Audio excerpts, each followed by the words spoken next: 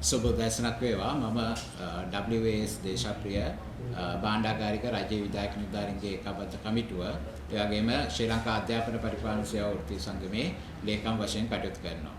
විශේෂයෙන් මෙම නඩුවේ පාර්ශවකරුවෙකු විදිහට ශ්‍රී ලංකා අධ්‍යාපන පරිපාලන සේවයට අයත් අපේ නිලධාරී 2013 වර්ෂයේ මේ අනෙකුත් සේවාවන් සමග එකතු වෙලා ඉදිරිපත් වුණේ විශේෂයෙන් මේ සේවාවන්ට අයත් තනතුරු එක් සේවාවකට පමණක් වනසේ ගැසට් නිවේදනයක් මගින් සේවා අවස්ථාවකට ඇතුළත් කිරීම නිසා. ඉතින් මේ කටයුත්ත පිළිබඳව මේ කාරණාව පිළිබඳව අපි දිගින් දිගටම ඒ අවශ්‍ය කරන විරෝධය අපේ දක්වලා තිබෙනවා. අවසානයේ තමයි අපි අධිකරණය මගින් අද දවසේ මේ වෙනකොට මේ තීන්දුව ලබා ගැනීම දක්වා වූ කාර්යයට පෙරඹිලා තියෙන්නේ. මෙතෙන්දී අපි සිහිපත් කරන්න ඕනේ විශේෂයෙන් රාජ්‍ය සේවයේ සේවාවන් විධායක සේවාවන් රැසක් 44000කට ආසන්න පිරිසක් නියෝජනය කරමින් පවතිනවා. ඉතින් මේ පැවතීම තුළ සමහර වෙලාවට අපිට පේනවා එකම කාර්ය මේ සේවාවන් අතර සමහරක් වෙලාවට බෙදී ගිහින් තියෙනවා. මේක සමස්ත රාජ්‍ය සේවයේ අකාර්යක්ෂමතාවයට බලපාලා තියෙන කාරණාවක්. හැබැයි රාජ්‍ය සේවයේ නිවැරදි කරවා ගැනීම සඳහා වූ කතිකාවතක රජයේ විධායක නිලධාරීන්ගේ ඒකාබද්ධ කමිටුව විදියට අප මේ කමිටුවට අයත් සේවාවන් 18ක වෘත්තීය සමිතිය දීර්ඝ කාලයක් තිස්සේ කටයුතු කළා. ඒ කටයුතු කිරීමත් එක්ක අපි විශේෂයෙන් මේ සඳහා විසඳුම් යෝජනාවලි කිහිපයක් සකස් කිරීමට කටයුතු කළා. විශේෂයෙන් පහුගිය ජනාධිපතිවරණයට පෙර එම ජනාධිපතිවරණයට ඉදිරිපත් වූ වත්මන් ජනාධිපතිතුමා ඇතුළු සියලු දේශපාලන පක්ෂ නියෝජිතයින් අපේ මාස 3කට අධික කාලයක් මේ යෝජනා පිළිබඳව දැනුවත් කළා.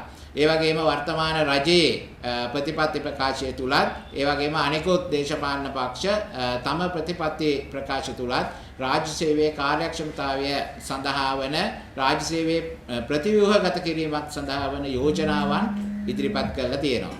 මම දැන් විශේෂයෙන් අපේ සභාපතිතුමා ඇතුළු කණ්ඩායම අද ඒ පිළිබඳව ඔබ දැනුවත් කළා. ඉතින් මේ වෙලාවේදී අපි දන්නවා මේ කාර්ය ලේසි පහසු කාර්යයක් නෙමෙයි. මේ කාර්ය රජයකට අත ගහලා කරන්න යද්දී වසර 5ක් වගේ කෙටි කාලයක් තුල මොවුන් මැලි වෙනවා රජයක් මැලි වෙනවා Tamanගේ ප්‍රතිපත්ති ප්‍රකාශ තුළ ඉටු කරන කාරණා අතරේ මේ වගේ බැබෑරුම් කාරණාවකට අත තිබීමට. හැබැයි වර්තමාන රජයට මේ වෙනකොට අධිකරණ තීන්දුවත් සමග මේ අධිකරණ තීන්දුවත් සමග මේ රාජ්‍ය සේවයේ කාර්යක්ෂමතාවය ඇති කිරීම සඳහා වන ප්‍රවේශය ලබා ගැනීමට අවස්ථාව ලැබිලා තියෙනවා. ඉතින් මේ සඳහා අපි ඉදිරිපත් කරන්නේ වර්තමානයේ මේ වෙනකොට අපි දන්නවා මේ ඉහළ තනතුරු වලට යනකොට මොන සේවාවක් වුණත් සමහරක් වෙලාවට අපිට පේනවා ඒ තනතුරු වලට ඒ අමාත්‍යාංශ වලට ඒ විෂයන් වලට ඒ විෂයට අදාළ නොවන නිලධාරීන්පත් වෙනවා. අද අධ්‍යාපන අමාත්‍යාංශයේ ඉන්න නිලධාරියා සමහරක් විට හෙට වනජීවී අමාත්‍යාංශයටපත් වෙනවා. දීවර අමාත්‍යාංශයේ ඉන්න නිලධාරියා හෙට කුෂිකර්ම අමාත්‍යාංශයටපත් වෙනවා. මේ විදිහට තමන්ගේ දැනුමට විෂය දැනුමට අදාළ තනතුරක් නොලැබී ඒ නිලධාරීන් අගතියටපත් වෙනවා. මේක සියලුම සේවාවන් වලට පොදු කාරණාවක් බවට පත් වෙලා තියෙනවා. ඒක නිසා අපි මේ සඳහා විශේෂ යෝජනාවලි කිහිපයක් ලබා දීලා තියෙනවා.